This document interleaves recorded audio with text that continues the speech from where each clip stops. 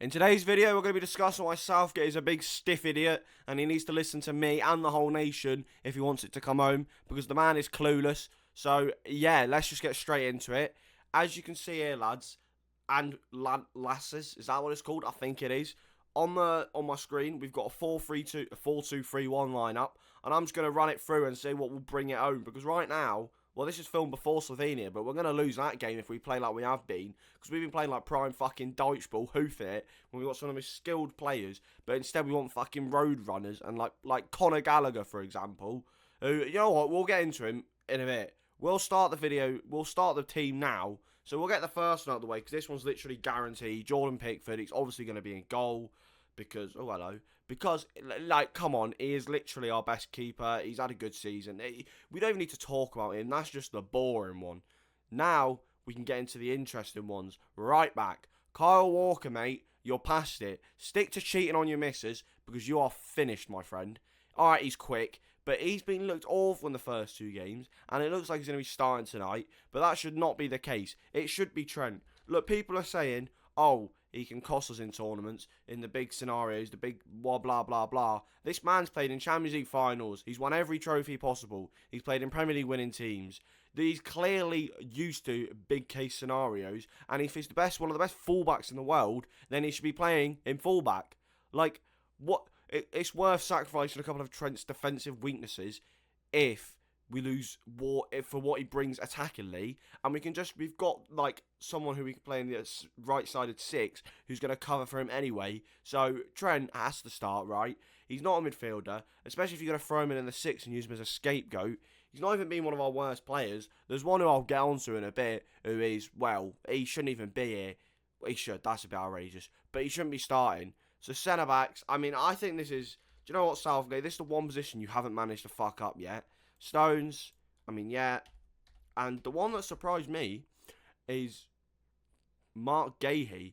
This is the one player I was like I wasn't sure how he was going to perform for England. I thought, oh, I don't know. And he's not looked out of place. I wouldn't be surprised if he gets a move this summer. He's been really good. And like, I mean, yeah, he's probably been better than Stones, to be honest. So the centre-backs and the goalkeeper, Southgate, well done. You got that right. Left back, Trippier, mate. Stick to taking snus, because you, my friend, are absolutely shit. Joe Gomez, I mean, if you're going to have Foden on the left, you need someone who's going to overlap.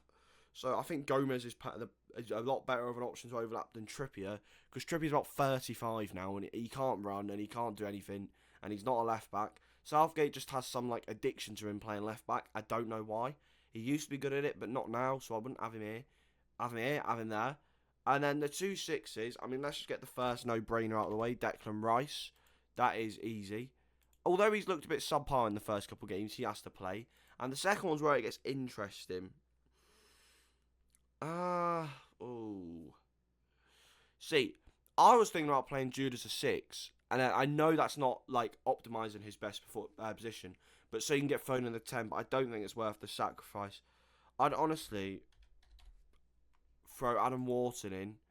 I think he had that one game for England and he looked class. And realistically, yeah, everyone can say, oh, he's barely played any games, he's not got the experience. But look at like other teams like Barcelona, Lamine Yamal, he's like 16. They've thrown him straight in and he's balled out and been one of their best players. So realistically, there's no pressure on him and just let him in. But it's fucking hot, by the way. Right, Bellingham is obviously in the 10. He's the one player, although he didn't have a good game against Denmark, he was really fucking good against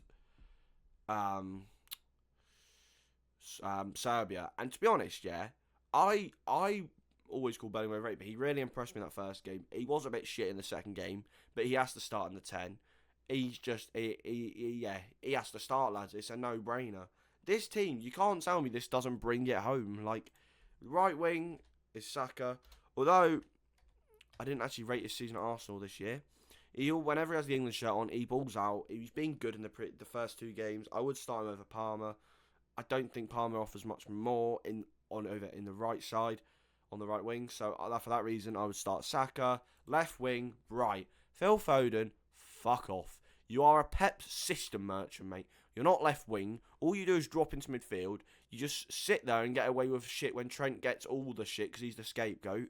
It should be Anthony Gordon. How he hasn't had a single minute yet when he's been one of the best performing left wingers in the Premier League is outrageous. This man has been quality. He offers a bit of pace in attack, which Kane loves to play someone in behind who's got a bit of pace to him. And I think he's just balled out. He's direct. He's aggressive. He doesn't stop going. I think if you're going to play Foden, he has to play in Jude's position. So for that reason, Gordon has to start on the left wing, lads. Like, I couldn't believe he actually managed to find the bollocks to take Foden off last game because he's been great. He's not a left wing, lads. It's just not him. And then up front, obviously, it's Ivan Toney. I'm joking. It's Harry Kane. Any of you that's saying Harry Kane should be dropped, you're talking absolute nonsense, lads. Just because he hasn't played well. We're doing one of the best strikers in the world here.